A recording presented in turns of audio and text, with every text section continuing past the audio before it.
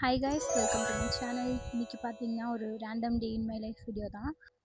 ஒரு ஈவினிங் 2:30 இருக்கும். அப்போ தான் எழுந்துச்சு ஃபேஸ் வாஷ் அண்ட் ப்ரஷ்லாம் பண்ணிவிட்டு நெக்ஸ்ட்டு பார்த்தீங்கன்னா தலைக்கு ஆயிலெலாம் அப்ளை பண்ணி ஊற வச்சுட்டேன். நான் யூஸ் பண்ண ஃபேஸ் வாஷ் என்னென்னு பார்த்தீங்கன்னா அந்த டெர்மாகோலேருந்து லைக் சாலிசினமைடு ஃபேஸ் வாஷ். அது வந்து ரொம்பவே நல்லாயிருக்கு. நெக்ஸ்ட்டு பார்த்தீங்கன்னா என்ன பண்ணேன்னா போயிட்டு சாப்பாடுலாம் வச்சுட்டு வந்துட்டு என்ன அன்றைக்கி சமைச்சிருந்தாங்கன்னு எனக்கு ஞாபகம் இல்லை. சம்திங் ஏதோ ஒரு குழம்பு அண்ட் தென் அப்பளம் வந்து எனக்கு பிடிக்கவே பிடிக்காது, ஆனாலுமே வச்சு சாப்பிட்டேன். அதுக்கப்புறமா போய் குளிச்சுட்டு வந்துட்டு ஸ்கின் கேர்லாம் பண்ணிவிட்டு ஸ்கின் கேரில் மெயினான விஷயம் என்னென்னா அந்த ஸ்னெயில் நியூசன் அதுதான் ட்ரை பண்ணுறேன். வாங்கி 1 இயருக்கு மேலே ஆச்சு, ஆனால் எனக்கு அந்தளவுக்கு அது பிடிக்கல. நெக்ஸ்ட்டு வந்து இந்த சன்ஸ்க்ரீன், இது வந்து ரொம்ப அப்படியே ஸ்கின் லைக் அந்த மாதிரி வந்து அப்சர்வ் ஆகும்.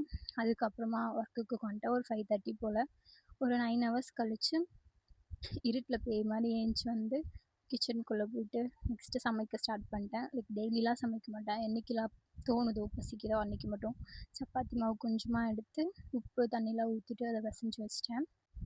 அதுக்கப்புறம் இந்த கேப்பில் நான் வந்து ஆனியன் அதுக்கப்புறம் தக்காளியெலாம் வெட்டி வச்சுட்டேன். நெக்ஸ்ட்டு இந்த மாவை வந்து உருண்டெல்லாம் பண்ணி உருட்டிட்டு ஒரு குழம்பு வந்து பண்ணலான்ட்டு இருந்தேன். எக் இருந்துச்சு. ஸோ இந்த குழம்பு ரொம்பவே சிம்பிள், ஆனால் செம்ம டேஸ்ட்டாக இருக்கும்.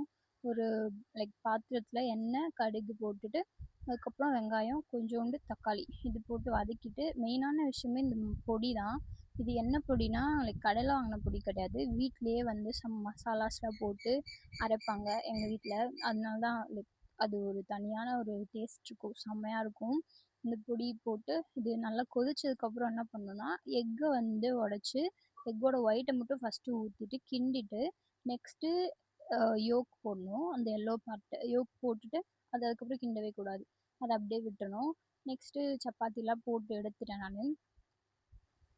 அந்த குழம்பே வந்து செம்மையாக ரெடி ஆகிடுச்சு. எனக்கு இதில் ரொம்ப பிடிச்சதே அந்த எல்லோ தான் வந்து ரொம்ப பிடிக்கும்.